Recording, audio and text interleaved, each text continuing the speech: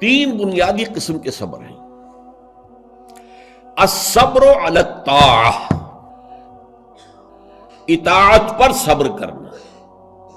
حکم ہے روزہ رکھو، روزہ رکھنا ہے، چاہے پیاس سے حلق میں کانٹے پڑ رہے ہوں، مئی اور جون کا روزہ ہو۔ یہ جو ہے صبر علی الطاعہ ہے، اطاعت پر، اللہ کا حکم ہے۔ آپ کہیں گئے ہوئے سوات کا اذان صبح کا وقت ہے اور آپ کو وضو کرنی ہے، پانی موجود ہے لیکن یخ ہے، ہاتھ لگانے سے بھی انسان خوف کھاتا، اتنا یخ۔ لیکن جب پانی ہے تو وضو تو کرنا ہوگا، صبر کرنا پڑے گا۔ یہ صبر علی الطاعہ کی ایک مثال ہے کہ اطاعت جو ہے اس کے لیے صبر کرنا، جھیلنا، اس کی سختی کو برداشت کرنا، اس میں جو تکلیف ہو اس کو جھیلنا۔ اللہ یہ کہ انسان بیمار ہو اور اندیشہ ہو کہ اتنے ٹھنڈے پانی کے استعمال کرنے سے جان جانے کا اندیشہ، وہ بات دوسری ہو جائے گی۔ لیکن ایک آدمی صحت مند ہے، کوئی ایسا عذر نہیں ہے، کوئی بیماری نہیں ہے، تو اسے بہرحال وضو کرنا پڑے گا، اس لیے کہ وضو جو تیمم کی شرط ہے کہ پانی موجود نہ ہو، وہ شرط یہاں پوری نہیں ہے، پانی تو اویلیبل ہے۔ تو صبر علی الطاعہ، اطاعت پر صبر کرنا، تمام احکام جو ہے شریعت کا ان پر عمل کرنا جو ہے۔ اب صبح کا وقت ہے، ابھی آپ کو بڑی بسا اوقات ہوتا ہے، آپ کا بھی تجربہ ہوگا، کوئی مریض ساری رات کراہتا رہا ہو، فجر کے قریب آ کر کچھ سکون سا ہو جاتا ہے، سو جاتا ہے۔ یہ بڑی ٹھنڈی جو ہے وہ نیند ہوتی ہے صبح کی۔ اسی لیے اقبال کو جواب شکوہ میں جو اللہ تعالیٰ نے فرمایا تھا، کس قدر تم پہ گراں صبح کی بیداری ہے، ہم سے کب پیار ہے، ہاں نیند تمہیں پیاری ہے، صبح کا اٹھنا تو تم پر بہت بھاری۔ یہ صبر علی الطاعہ، صبر علی الطاعہ ہوگا کہ کچھ بھی ہے، بہرحال فجر کا وقت ہو گیا ہے، اٹھنا ہے، لازماً اٹھنا ہے۔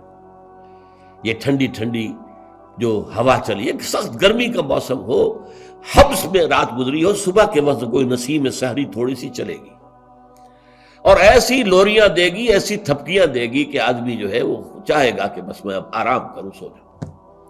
اٹھنا ہے، نماز کا وقت ہے، نماز فرض ہے۔ تو الصبر علی الطاعہ۔ دوسرا صبر ہے الصبر عن المعصیہ، معصیت سے رک جانا، صبر کرنا۔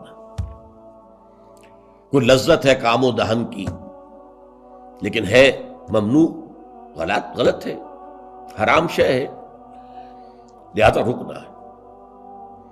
یہ ہے صبر عن المعصیہ، وہ ہے صبر علی الاطاعہ، اور یہاں آئے گا عن الصبر عن المعصیہ، معصیت سے اپنے آپ کو روکنا، بچانا۔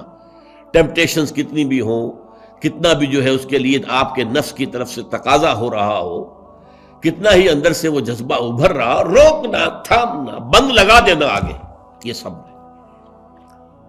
تیسرا صبر ہے صبر علی البلاء یا صبر علی الایذاء، آزمائش پر صبر کرنا اور ایذا پر صبر کرنا۔ اور صبر عن الطبع، یہ صبر علی البلاء جو ہے، اللہ تعالیٰ جو امتحان لیتا ہے انسان کا، ابتلاء، آزمائش، اللہ کی راہ میں جہاد کرنے میں ابتلاء آ رہا، آزمائش آ رہی ہے، جان دینا پڑے گی، مال دینا ہے، یا اور اسی طرح سے اللہ کی طرف سے آزمائش آ گئی ہے، آپ پر کوئی مصیبت آ گئی ہے، آیا اس میں آپ صابر رہتے ہیں یا اول فول بکنا شروع کر دیتے ہیں اللہ کے خلاف؟ اجی ہمارے ساتھ تو اللہ نے کبھی کوئی خیر کیا ہی نہیں، سب بھول گئے جو بھی اللہ تعالیٰ نے پہلے احسان کیے تھے، کیونکہ ایک آزمائش آ گئی۔ تو صبر علی البلاء۔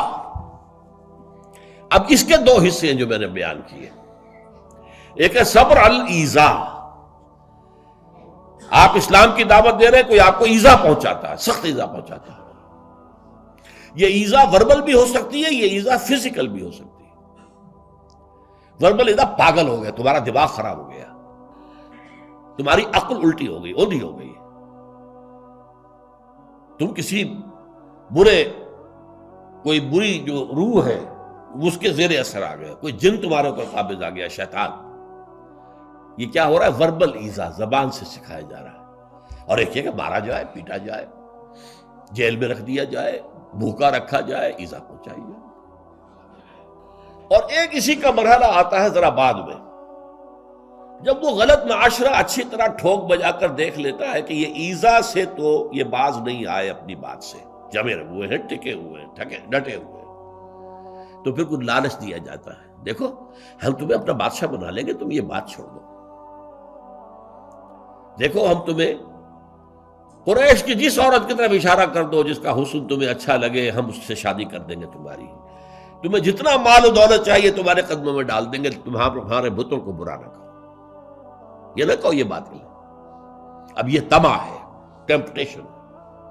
ٹیمپٹیشن کے مقابلے میں رکنا ایذا کے مقابلے میں رکنے سے زیادہ مشکل ہے، جس کی ایک بہت بڑی مثال جو ہے امام احمد ابن حنبل کی زندگی میں ہے کہ جب مسئلہ خلق قرآن پر جب انہیں جیل میں ڈالا گیا، مارے ماری گئیں، الفاظ یہ آتے ہیں تاریخ میں کہ انہیں وہ مار ماری گئی کہ اگر ہاتھی کو بھی وہ مار ماری جاتی تو چنگھاڑ اٹھتا، لیکن ان کے آنکھوں میں کبھی آنسو نہیں آئے، برداشت کی۔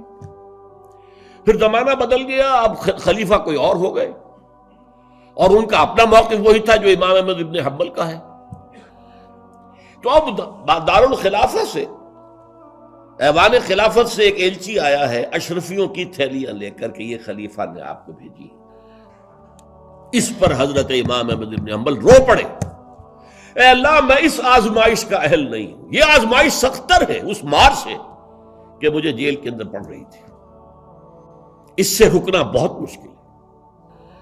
تو میں نے یہ صبر کی قسمیں آپ کو گنوا دی، صبر علی الطاعہ، صبر عن المعصیہ، نمبر 3 صبر علی البلاء، علی الابتلاء، اس کی 2 قسمیں، صبر علی الایذاء، اس کی 2 قسمیں، زبانی کلامی وربل یا فزیکل جسمانی طور پر تکلیف پہنچا کر، اور پھر صبر عن الطمع، ٹیمپٹیشنز کے مقابلے میں اپنے آپ کو روکے رکھنا، یہ صبر کی قسمیں